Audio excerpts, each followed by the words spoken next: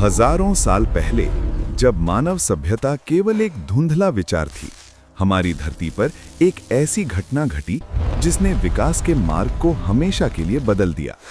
एक बैंगनी आकाश के नीचे एक डरा हुआ आदि मानव ऊपर देखता है। अचानक प्रकाश का एक विशाल स्तंभ आकाश को चीरते हुए नीचे आता है और प्राचीन फर्न के जंगलों को क्षण भर में भाप बनाकर उड़ा देता है। ये किसी प्राकृतिक घटना का संकेत नहीं था, बल्कि ब्रह्मांड के एक अनजान कोने से आए मेहमानों का आगमन था। वातावरण में ओजोन की तीखी गंध फैल जाती है, घास के तिनकों के बीच नीली बिजली की चिंगारियां नाचने लगती हैं और आदि मानव की आंखों में वो डर दिखता है जिसे शब्दों में बयां नहीं किया जा सकता। तभी एक विशाल चांदी का मोनोलिथ पानी के एक सोते के ऊपर मंडराने लगता है। उसकी सतह इतनी चमकदार है कि नीचे खड़े विशाल मैमथ का डरा हुआ चेहरा उसमें साफ झलकता है।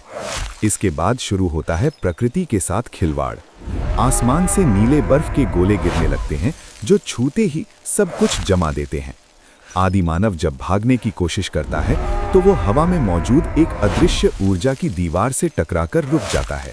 इन आगंतुकों ने अपने यंत्र तैनात कर दिए थे। छोटे कीटनुमा ड्रोन अपनी लाल आंखों से गुफाओं में छिपे इंसानों को ढूंढने लगे। जब एक विशाल गुफा शेर केव लायन ने इन चमकते हुए प्रोब पर हमला किया तो एक नीले प्रकाश के झटके ने उसे हवा में उछाल दिया। एक चट्टान की दरार से ये सब देख रहा आदि मानव समझ चुका था कि अब दुनिया के नियम बदल चुके हैं। लेकिन तभी आसमान से एक यान दुर्घटनाग्रस्त होकर गिरता है। इसके मलबे में एक अजीब बैंगनी आग जल रही है। आदि मानव एक लकड़ी की टहनी को उस आग में डालता है और उसे एक मशाल की तरह उठाता है, मानो उसने भविष्य की शक्ति को अपने हाथों में थाम लिया हो। रात के सन्नाटे में गुफाओं के भीतर एक नई भाषा का जन्म होता है।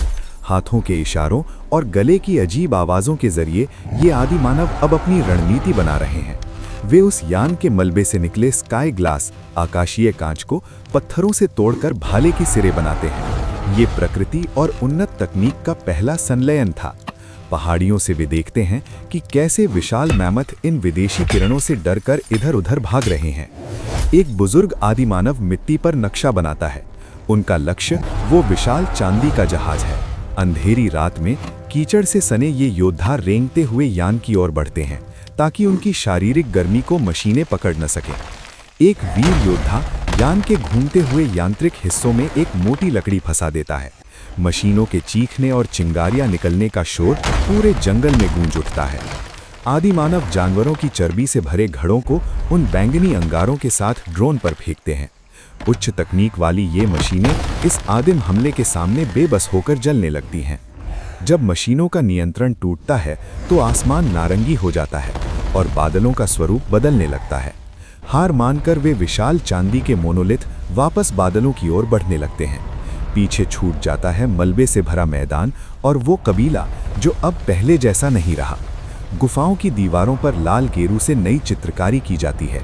एक शिकारी जो उड़ते हुए चकते के ऊपर खड़ा है। लेकिन इस संघर्ष ने कुछ और भी पीछे छोड़ा है। एक बच्चे की आंखों में वो बैंगनी चमक साफ देखी जा सकती है। परग्रही तकनीक का एक सूक्ष्म अंश अब मानव डीएनए का हिस्सा बन चुका था। आज हजारों साल बाद एक पुरातत्वविद को मिट्टी में दबा वो भाला मिलता है जो पत्थर का नहीं बल्कि सितारों से आई धातु का बना है। उसे नहीं पता कि वो किस महान युद्ध का गवाह है।